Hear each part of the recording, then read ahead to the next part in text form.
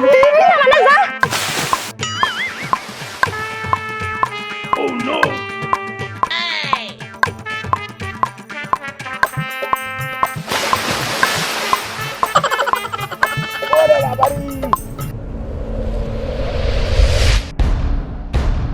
ওরে বাবা, কি বাতাস, ঠনঠনে বাতাস, আশেপাশে কেউ নাই। যাই, কেউ নাই, বুঝতে পারবো না। এর আগে আমি গোসলটা কইরালি।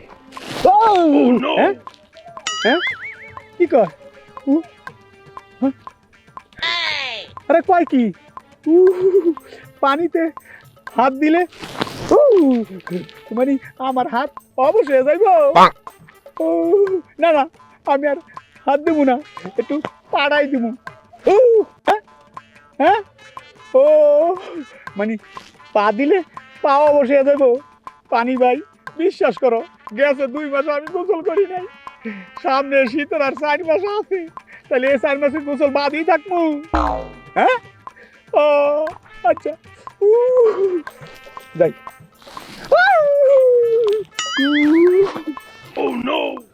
আমি গোসল করেছি, গোসল করেছি। এই যে 7 সকালে ঘুম থেকে উঠা এই শীতের ভিতরে আইসা আমি দাঁড়াই রয়েছি, এরা আমার প্রতি কোনো খেয়াল আছে? তুমি আমারে যেমন দাঁড়াই করে রাখছো, এরপরে মজা বুঝবা তুমি। দাঁড়াও।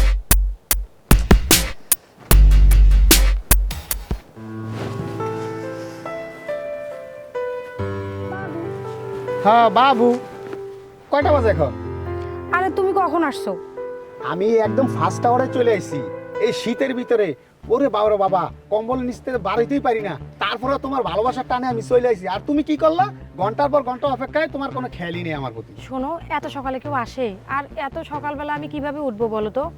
আর শীতের দিন বুঝোই তো, অনেক ঠান্ডা। ওরে বাবারে, খালি তোমারই শীত, তোমারই ঠান্ডা, আমার আর শীতও লাগে না আর ঠান্ডাও লাগে না। তুমি ছেলে মানুষ, ইয়াং একটা ছেলে, তোমার কিসের ঠান্ডা বলো তো? তুমি ঠিক কথা বলছো, আসলে আমার কি ঠান্ডা। গোসল তো করছো না? আচ্ছা আচ্ছা, দেখলে কি মনে হয় আমার? না না না, আমার বাবুটা আসলে অনেক পরিষ্কার, দেখেই মনে হচ্ছে। আর এরকম পরিষ্কার একটা ছেলে, এইরকম পরিষ্কার ছেলে আমার জীবনে দরকার।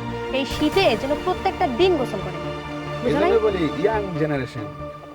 আচ্ছা ঠিক আছে, আজকে আমার ওই যে ময়না বান্ধবী আছে না, ওর ওর কাছে যাব, একটা নোট আছে, আনতে যাব। আমি আব্বুকে বলে বের হয়েছি, তো বেশি লেট করলে কিন্তু আব্বু বলবে যে এতক্ষণ কইছিলি, বুঝো নাই? তুমি ঠিক কথাই বলছো। আচ্ছা ঠিক আছে, তুমি যাও, আর আমাকে নিয়ে তুমি ভেবো না। আর তুমি রাতের বেলা ওই যে চা খেলাম চলে এসো। হ্যাঁ হ্যাঁ, আমি আসবো সন্ধ্যাবেলা, ওখানে আসবো, আব্দুল্লাহ ভাইয়ের দোকান আছে না।